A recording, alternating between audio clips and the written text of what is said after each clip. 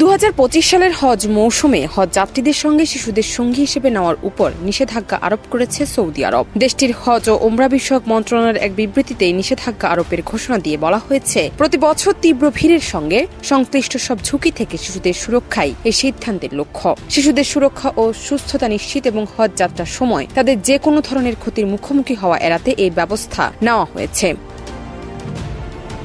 সৌদির এই মন্ত্রণালয় বলেছে, চলতি বছর হজে অংশগ্রহণের জন্য তাদের সর্বদা অগ্রাধিকার দেওয়া হবে যারা এর আগে হজ করেননি। চলতি বছরের হজের নিবন্ধন নুসুক অ্যাপ এবং সৌদি আরবের সরকারি অনলাইন পোর্টালের মাধ্যমে করা যাবে। ইতোমধ্যে সৌদি নাগরিক ও বাসিন্দাদের জন্য আনুষ্ঠানিকভাবে দুটি মাধ্যম নিবন্ধন চালু করা হয়েছে। হজ যাত্রীদের তথ্য যাচাই বাছাই, সঙ্গীতে যুক্ত করা এবং মাহরাম পরিবর্তনের অনুরোধ অনলাইনে অথবা নুসুক অ্যাপের মাধ্যমে জমা দিতে হবে। জান্নাত নিপু, দেশ রূপান্তর।